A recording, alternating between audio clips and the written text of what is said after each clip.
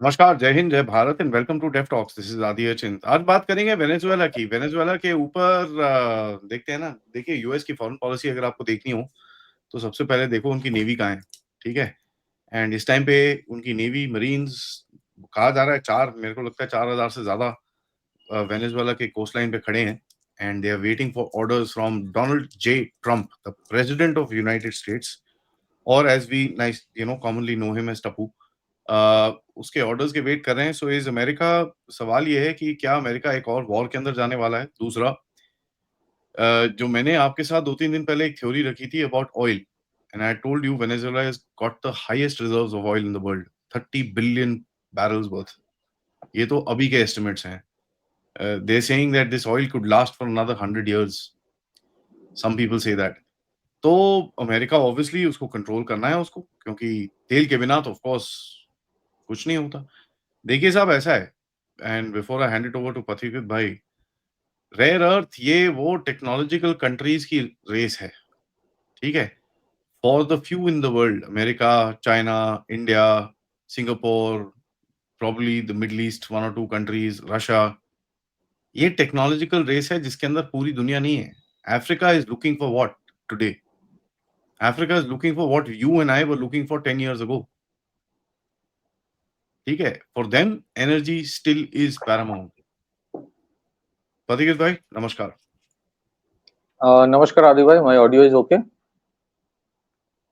अच्छा, तो अभी वेनेजुएला के बारे में ये बोला जा रहा है कि उनका जो अभी प्रेसिडेंट है मदुरो, निकोलस मदुरो, उनके बारे में अमेरिका बोलता है कि यूएस बेसिकली एक्यूज किया है मदुरो को of cocaine trafficking and working with drug cartels. तो उनके ऊपर एक इनाम है अभी $50 मिलियन का। कोई भी इंफॉर्मेशन देगा फॉर हिज अरेस्ट। अब इंफॉर्मेशन के लिए नहीं है। अगर डिफैक्टो बोला जाए, इसका मतलब ये होता है इस नाम का कि कोई असैसिनेट कर देगा तो उसको $50 मिलियन दे दिया जाएगा। अब किसी को अगर लगे कि यार अचानक क्या हो गया, नहीं, अचानक नहीं है। टू अंडरस्टैंड कि अमेरिका, यूएस सेंट्रल अमेरिका में या Latin America rather, central and south America involve including, उसमें जो करता है वो क्यों करता है, उस और क्या किया है, उसको समझने के लिए we have to go back to 1823। उस टाइम जो मोनरो डॉक्ट्रिन क्रिएट किया गया था, तो उस टाइम जो जेम्स मोनरो, जो उनके प्रेसिडेंट हुआ करते थे, उन्होंने डिक्लेयर किया था कि all of Latin America is with in the US sphere of influence. ठीक है, तो उस स्फीयर ऑफ इन्फ्लुएंस को बजाय पूरा एकदम बरकरार रखने के लिए from the 19th century onwards, not 20th century, not 21st century, but from the 19th century onwards, अब देखेंगे there has been a series of conflicts. और जहां जहां तेल है वहां वहां अमेरिका पीसफुल रेस्टोरेशन और डेमोक्रेसी के लिए पहुंच जाता है। तेल मिला कि नहीं, डेमोक्रेसी की चिंता होगी अमेरिका को, डेमोक्रेसी का क्या होगा फिर। तो ये जो मोनरो डॉक्ट्रिन है, उसका आउटकम था वो something called the banana war. पूरा सेंट्रल एशिया, सेंट्रल अमेरिका और लैटिन अमेरिका में banana war and then the Panama canal, उसको कंट्रोल करने के लिए there has been a series of conflicts, series of civil unrest, series of civil war that has been financed, including the Contra. Contra, what is the Contra? Well, Contra was basically a group which was trafficking cocaine. उसको support किया था पूरा the CIA to actually topple the government, Sandinista government. तो central America का ये जो है, ये is basically also part of the Reagan doctrine. अब ग्वाटेमाला में आप देख लीजिए जो सिविल वॉर चला, 1.6 lakh people died, that lasted for 20 years almost, 40,000 disappeared. तो पूरे सेंट्रल अमेरिका, साउथ अमेरिका से जो भी माइग्रेशन होता है ना, जिसके खिलाफ अमेरिका बहुत कुछ बोलता है, करता है, इलीगल इमिग्रेशन के खिलाफ मैं भी हूँ। I am totally against illegal immigration. लेकिन इंडिया में जो इलीगल इमिग्रेशन होता है उसके खिलाफ जब इंडिया स्टैंड लेता है, और अमेरिका में जो इलीगल इमिग्रेशन होता है उसके खिलाफ अमेरिका जो स्टैंड लेता है, if you go to the root cause of illegal immigration, दोनों में अंतर है। इंडिया का कभी भी बांग्लादेश को बर्बाद करने के लिए कोई पॉलिसी नहीं था। India did not directly interfere into creating civil war within Bangladesh. उल्टा किया था इंडिया ने। India actually help Bangladesh to get freedom. हमारी तो प्रॉब्लम है कि हम इंटरफेयर नहीं करते हैं। लेकिन if you look eight central America, मैं वेनेजुएला में आऊंगा, तो Venezuela social structure, socio economic structure को सारा तोड़ वोड़ के ऑल दीज कंट्रीज, मैं आपको उदाहरण देता हूं, Costa Rica 1948, Guatemala 1954, El Salvador 1979, Nicaragua 1981, Panama 1989, Paraguay 1954, Brazil 1964, Peru 1968, Chile 1973, Uruguay 1973, Argentina 1976, Venezuela 2002। इन सारे देशों में you had either civil unrest or toppling of government. किसका? उन देशों का who were ideologically opposed to US. और इन सारों में there is a invisible hand of the Americans or the CIA. कहीं covert है, कहीं overt है।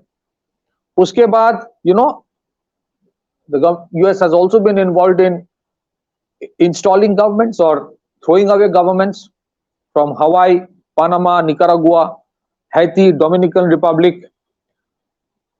वो सुकार्नो का government was overthrown by Suharto. So अगर आप मुझसे पूछे ना कि अभी मदुरो के साथ क्या किया जा रहा है वेनेजुएला में, तो वेनेजुएला वाला इशू में जैसे इराक में weapons of mass destruction was the excuse to invade Iraq and control the oil, in Venezuela ये cocaine and cartel of drugs is the excuse to take control of one of the largest reserves of oil. आदि भाई, अगर आप drug cartels के साथ लड़ाई करना चाहते हो, will you send your frontline warships for that? India में जब कार्टेल, इंडिया में भी India extensively has been containing the drug trafficking. कौन इन्वॉल्व है? Coast guard. कौन इन्वॉल्व है? कस्टम्स। और कौन इन्वॉल्व है? एनसीबी। उसके साथ at most the central police forces are involve, या स्टेट पुलिस फोर्सेस, या लॉ एनफोर्समेंट और भी जो एजेंसीज होता है। बट आप कभी नहीं देखोगे इंडिया एक एयरक्राफ्ट कैरियर भेज रहा है टू फाइट ड्रग कार्टेल्स। तो अगर आप देख रहे हो कि आपके फ्रंट लाइन क्रूजर्स जा रहा है जिसका 10,000 टन का होता है, फ्रंट लाइन क्रूजर जा रहा है ये बोल के कि मैं ना, कहां जा रहा है? अरे वो ड्रग कार्टेल से फाइट करने जा रहा हूं। ड्रग कार्टेल से? हाँ हाँ। कहां? वेनेजुएला। करना क्या है? उखाड़ना है। किसको? ड्रग कार्टेल को? नहीं, प्रेसिडेंट को। अच्छा, वेपन्स ऑफ मास डिस्ट्रक्शन वाली कहानी? हाँ वही। इराक में आज तक वेपन्स ऑफ मास डिस्ट्रक्शन मिला? नहीं मिला। So Venezuela, Colombia, there is an issue of drug cartel, there is an issue. और ये जो कॉन्ट्रा वाला इशू है, मैंने जो कहा, वो सैंडिनिस्टा गवर्नमेंट को उखाड़ फेंकने के लिए कॉन्ट्रा वाला issue of CI, why did it become so famous और इनफेमस? क्योंकि कॉन्ट्रा ग्रुप को to finance them against the Sandinista government, CIA completely supported them to do the drug trade, ताकि that can finance the rebellion. तो हर जगह पे जहां पे भी उनको लगा कि ये ना हमारे खिलाफ है, उसको बोल दो कम्युनिस्ट गवर्नमेंट। ये कोल्ड वॉर के टाइम हर जगह हुआ है। Military coup, civil unrest, civil war, regime change Central America, South America में इतने बड़े पैमाने में हुआ है। So if you look at that history and then you see कि why America is going to Venezuela, अगर आप मुझसे पूछे, I am not surprised. I am not surprised, it is just the repeat. और वैसे भी ट्रंप ने कल बोला कि पेंटागन का रीनेम करना चाहिए डिपार्टमेंट ऑफ वॉर। उसने बोला डिपार्टमेंट ऑफ डिफेंस होना ही नहीं चाहिए, तो डिपार्टमेंट ऑफ ऑफेंस होना चाहिए। सो ये ठीक है, it's a very interesting thing going on. And इसका कॉन्सिक्वेंस क्या होगा, वी कैन फाइंड आउट। हाँ, वेनेजुएला भी अपने इकोनॉमी को बर्बाद करने के पीछे उनके खुद के भी हाथ है। they were totally dependent on the oil trade, और सारे वो जो उनके जो ऑयल एक्सप्लोरेशन और ऑयल रिफाइनिंग बिजनेस था, उस सोचा कि ये हमेशा रहेगा। और उन लोगों ने क्या किया था कि सारा कुछ, the entire economy was dependent on that only. कभी आत्मनिर्भर बनने की कोशिश नहीं की। सारे सोशलिज्म के चक्कर में सबको वहीं पे नौकरी दो, सबको हर चीज का सब्सिडी दो। फिर जब price of oil came down from $130 a barrel to $50 a barrel, पूरा बर्बाद हो गया इकोनॉमी। लेकिन उस बर्बाद हुए इकोनॉमी को और भी बर्बाद करने के लिए रेजिम चेंज वाला इशू, ऑपोजिशन के किसी किसी को जो थोड़ा प्रो अमेरिका है उसको रिकॉग्नाइज कर दो एज प्रेसिडेंट, एग्जिस्टिंग प्रेसिडेंट को बोल दो कि ये इलीगल रेजिम है, उसके ऊपर सैंक्शंस डालो। फिर उससे भी काम नहीं हो रहा क्योंकि चाइना उससे तेल खरीदता है, क्योंकि रशिया उसको सपोर्ट करता है, तो व्हाट यू डू, हम ना वहां पे डेमोक्रेसी रिस्टोर करना अब जरूरी पड़ गया है। और वहां पे ड्रग कार्टेल है। ड्रग कार्टेल है, ये रियलिटी है। लेकिन उसी ड्रग कार्टेल का पॉपी कल्टीवेशन जब अफगानिस्तान में, वही मैं बार बार बोलता हूं कि before America went to Afghanistan in 2001, only 9% Afghanistan का जो जगह था वो पॉपी कल्टीवेशन होता था। By the time America left in 2021, it went up to 93%। तो पॉपी कल्टीवेशन तो अमेरिका करवाता था अफगानिस्तान में। तो वहीं पे एक one of the CI operatives फिर जो रिटायर हुआ, वो एक जगह बोल रहा था, I watched it on one of this social media digital media channel, तो उन्होंने बोल रहा है कि हम जब उनको बोलते थे अफगान के लोगों को कि पॉपी कल्टीवेशन क्यों कर रहे हो, बंद करो, तो वो जूनियर था तब, उसने बोला कि मुझे बोला गया कि हम लोग बंद करना चाहते हैं, ये गोरे लोग तो आप ही के आ जाते बोलने के लिए कि नहीं नहीं बंद मत करो। तो मणिपुर वाला वायलेंस किस लिए हुआ था? This was the same thing. तो पॉपी कल्टीवेशन के खिलाफ there is something very interesting documentary है प्रोजेक्ट कसांद्रा के ऊपर। Project Cassandra was Hezbollah's drug syndicate. ये लैटिन अमेरिका से जो ड्रग्स नारकोटिक्स को लेके उसको उसको फिर मिडिल ईस्ट में, अफ्रीका में स्प्रेड करना, Hezbollah has a huge network. उसके By the way, खिलाफ अमेरिका का, sorry to stop you, Hezbollah has one of the largest networks in South America, in the borders of Bolivia and all that stuff. They have cities that they control. जी, अब उसको तोड़ने के लिए जब drug enforcement agency, वो भी US का ही है, जब ड्रग एनफोर्समेंट एजेंसी डीईए एक प्रोजेक्ट कैसेंड्रा करके एक ऑपरेशन चलाया to break the dismantle the drug syndicate of Hezbollah, उसको किसने रोका? फिर उसको अमेरिका में किसने रोका? यह सवाल करना चाहिए कि अमेरिका में ड्रग एनफोर्समेंट एजेंसी ऑफ जो यूएस डिपार्टमेंट है, वो बहुत बड़ा डिपार्टमेंट है, उसको ड्रग सिंडिकेट को बर्बाद करना से रोका किसने? And why during the Obama administration इसको पूरा रोका गया था? No, let it happen. There is a very very interesting documentary on Project Cassandra, YouTube में अवेलेबल है, आप कोई भी देख सकते हैं। So to cut the long story short, drug is an issue. और ऐसा नहीं है कि मदुरो के जगह कोई और आ जाएगा तो वो बंद हो जाएगा। इसी तरह से वो चूरन बेचा गया था कि वेपन्स ऑफ मास डिस्ट्रक्शन है इराक में। ड्रग इज एन इशू क्योंकि उसका फाइनेंस करने वाले, क्योंकि उसका लॉजिस्टिक सपोर्ट देने वाले अमेरिका में ही बैठे हैं। ड्रग इज एन इशू क्योंकि अमेरिका में उसका मार्केट है। और आपने क्या किया सेंट्रल अमेरिका में, और ये जितने सारे साउथ अमेरिका के जो ऊपर के side, north America northern side में जो देश है, कोलंबिया, वेनेजुएला, इन सारे देशों में civil war, civil unrest, destruction इस लेवल पे आपने कर दिया, सोशो इकोनॉमिक स्ट्रक्चर बर्बाद कर दिया। या तो वो माइग्रेट कर जाता है, या तो उसके पास ये ड्रग सिंडिकेट चलाने के सिवा कोई ऑप्शन नहीं रहता। ग्वाटेमाला जैसे देश जहां पे बोला जाता है ना, these are gang lords, gangsters की देश कहा जाता है ग्वाटेमाला। ग्वाटेमाला में 20 साल के जो सिविल वॉर चला था, ये बोल के कि वहां पे कम्युनिस्ट है, वो किसने फाइनेंस किया था? उस देश को बर्बाद किसने किया? एल साल्वाडोर को बर्बाद किसने किया? होंडुरस को किसने बर्बाद किया? ऐसा हो गया कि with unless you are protected by a gang lord, आप जिंदा नहीं रह सकते हो। So there is a reason behind this illegal immigration or drug cartels that have spawned, क्योंकि बाकी सारी इकोनॉमिक एक्टिविटीज बंद हो गया। पहले वो कॉर्पोरेशन अमेरिका के होते थे जो बनाना कल्टीवेशन वाला इशू था, अपनी कल्टीवेशंस को बरकरार रखने के लिए they never allowed a government to come in जो उनके हिसाब से नहीं चलेगा। सो बनाना रिपब्लिक कॉन्सेप्ट वहीं से आता है। फिर they will prop up somebody who is, जिसको बोला जाएगा ये लिबरल है, ये डेमोक्रेटिक है, असली में कुछ नहीं है, they are just towing to the American line. So if you look at Venezuela में, अब वेनेजुएला, ये जितने सारे साउथ अमेरिकन देश है ना, ये साइमन बॉलीवर जो था, साइमन बॉलीवर का अभी भी एक बहुत बड़ा इन्फ्लुएंस वहां पे है. वेनेजुएला में what is being said, Venezuela अभी 15,000 ट्रूप्स भेजा है in the Colombian border to fight the drug traffickers. उनके देश में drug is a huge issue और ड्रग कार्टेल्स आर, वो बहुत पावरफुल है. But if you want to fight the drug traffickers, तो आप you collaborate with the government to fight it. No, but you want to topple the government. Why? Because Venezuela is extremely pro China and pro Russia. वही घूम फिर के BRICS वाला issue आ जाता है आदि वाली. तो China is one of the biggest importer of Venezuelan oil. Same Russia पूरा. अब जैसे इंडिया में AK-203 बनता है, वेनेजुएला का army is armed by the Russians. Problem वहीं पे है, हथियार नहीं बेच पा रहे, तेल को कंट्रोल नहीं कर पा रहे. What is the frustration of America? Frustration ये है कि 2014 में रेजिम चेंज करवाने के बावजूद और 2022 से 32 देश नेटो के रशिया को के खिलाफ मुहिम चलाने के बावजूद they are not being able to control Russia. Problem वो भी नहीं है, प्रॉब्लम है they are failing to control the Russian resource.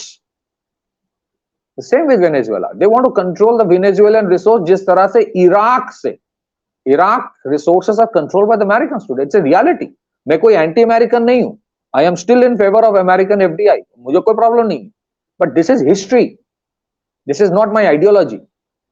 My ideology is India first और कुछ नहीं है. All I am saying is that there is a history behind. तो ये वेनेजुएला वाला इशू जो हो रहा है, you would see a consolidation among many of the Latin American countries. पहले ब्राजील को आपने ठोका, वो 50% टैरिफ लगाया. फिर वेनेजुएला को बोला, वेनेजुएला में कॉल किया दिया जा रहा है. Venezuela president is asking the people of Venezuela कि आप मिलिशिया ज्वाइन करो अगेंस्ट द अमेरिकन्स. ये जो बॉलीवर वाला मूवमेंट है ना, Bolivar, they call themselves Bolivars. So they were revolutionaries. अब रेवोल्यूशनरी होने का मतलब ही लेफ्टिस्ट नहीं होता है. I am absolutely anti left, but revolutionary against what? Against this imperialism, new colonialism.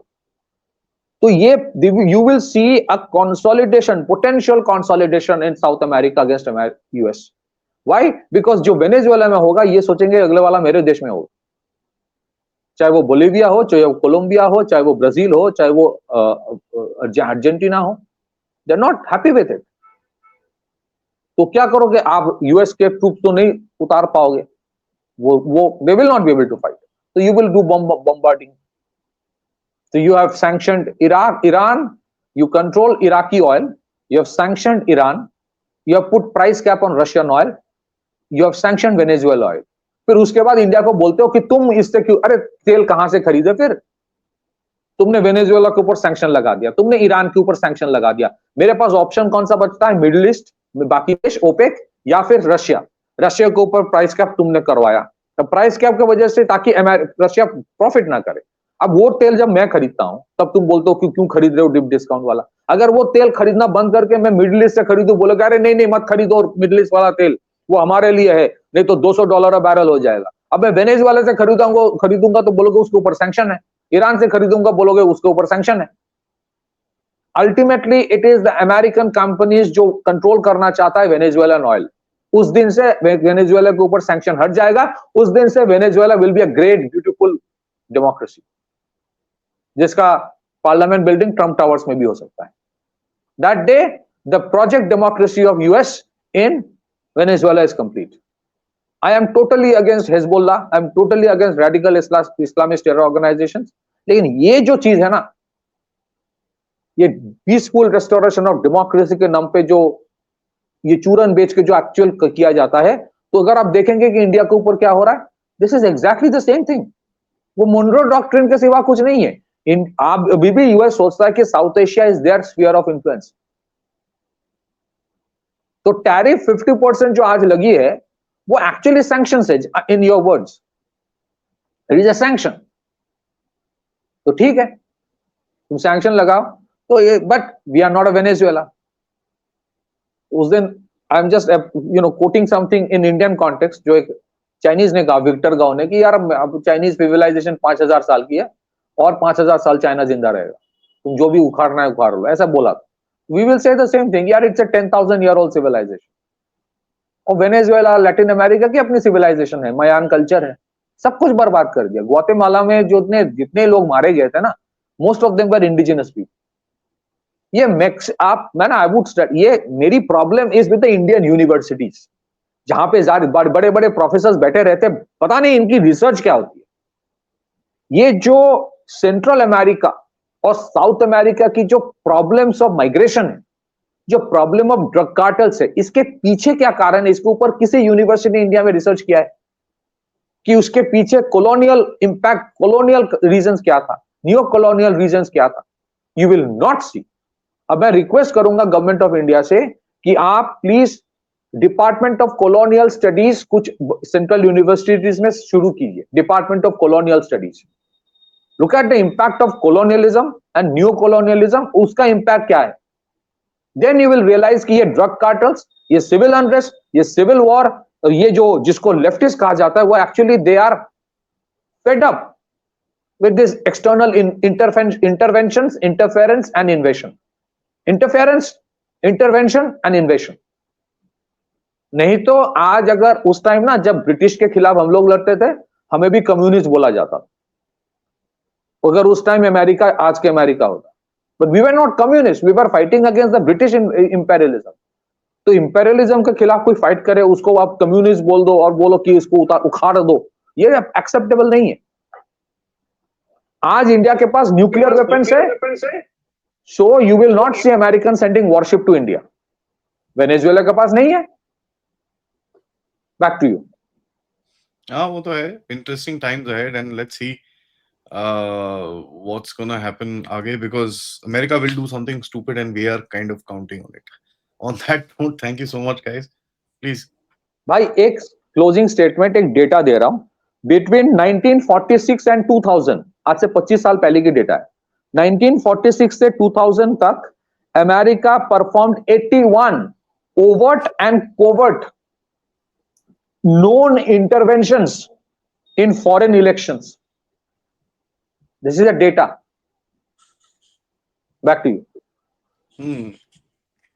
यार अभी क्या है ना, this is how it's going to be. So it's you know, one thing that we're going to understand is यही चलता रहेगा till the time this थोड़ा सा hubris isn't piped down, and that's not very far away.